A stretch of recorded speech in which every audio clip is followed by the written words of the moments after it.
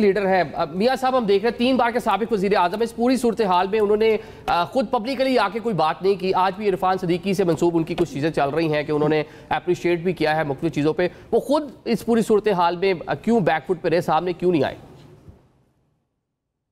देखिए, एक तो मैं इस बहस में नहीं पढ़ना चाहता, नहीं मैं इधर पंजोता साहब कह रहे हैं ना कि उनका लीडर मुल्क का सबसे पॉपुलर लीडर है, उनकी पार्टी सबसे बड़ी पार्टी है। हर बंदे को अपनी वाली दही जो है वो अच्छी लगती है। आप कहें हम इससे इत्तेफाक करें ना करें, ये हमारी मर्जी है। दूसरी बात यह है कि इसमें कोई शक नहीं है कि वाकई में आप आए, आपने साथ दिया, शुक्रिया, लेकिन उससे पहले आपने जो हमारे साथ इत्तेहाद करना था या आप इस पाकिस्तान की खातिर हमारी तरफ कदम बढ़ा रहे थे तो आपने कंडीशनलाइज किया था, आपने मशरूत किया था।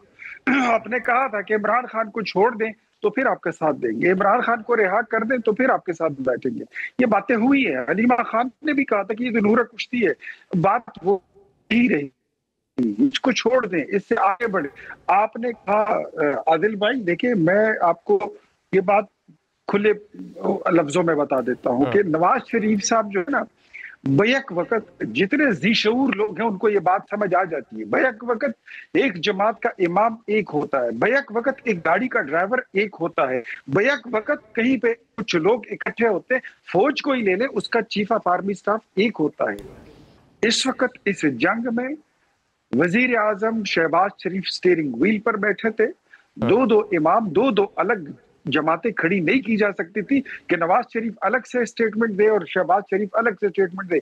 Do you think so? किसी के कोई पागल ही होगा जो ये सोचे कि वजीर आजम शहबाज शरीफ जो कह रहा था तो उसकी बात को नवाज शरीफ की सपोर्ट हासिल नहीं थी, या वो जो प्लानिंग कर रहे थे उसमें नवाज शरीफ की प्लानिंग शामिल नहीं थी। Nothing like that.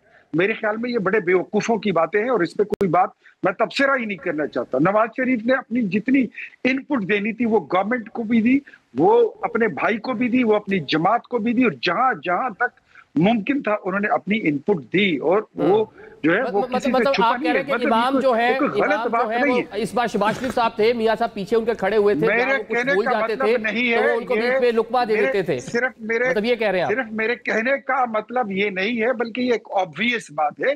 ये बड़ी समझ में, इसमें कोई रॉकेट साइंस है ही नहीं। जब ऐसी सूरत हाल आती है तो एक बंदा लीड करता होता है और वो नेशन को लीड करता है। स्टीयरिंग व्हील पर शहबाज शरीफ था। शहबाज शरीफ मुस्लिम लीग नून और नवाज शरीफ का कारकुन है, दैट्स इट। तो उस पर कोई दूसरी राय है ही नहीं। अब बात सारी ये आ जाती है कि जो बात की है भट्टी साहब ने कि हमारे सर पर ये जो हमारा दुश्मन है वो बड़ा मक्कार है और उसके किसी सीजफायर पर, इवन उसके किसी भी वादे पर आप ट्रस्ट नहीं कर सकते। वो दोबारा भी मुड़ के आ सकता है। यही तो हम कह रहे हैं ना कि वो मकार दुश्मन है, किसी भी टाइम दोबारा अटैक कर सकता है। खतरात आपके लिए मौजूद है। माजी में जो थोड़े से इख्तिलाफ थे तो हमें मजीद स्ट्रेंथन हो रहा है ना उन इख्तिलाफात को, इंटरनली जो मसाइल थे उसको खत्म करना है।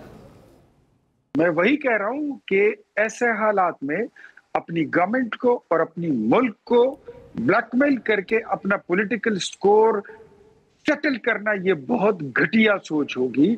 आपको पाकिस्तान के साथ चलना होगा और अनकंडीशनली चलना होगा और बगैर किसी शर्त के, बगैर किसी हीलो हुज्जत के चलना होगा। बिकॉज ये मुल्क हम सबका है। इसमें अगर इमरान खान भी वजीर आजम बना था तो इसीलिए बना कि वो इस मुल्क में था। अगर ये मुल्क ना होता तो वो काउंसलर भी नहीं बन सकता था। ये मुल्क हम सबका है, इस पे कोई आंच नहीं आने देंगे। इस पे हम सब मुत्तफिक है और इस पे हम हलफ ले चुके हैं।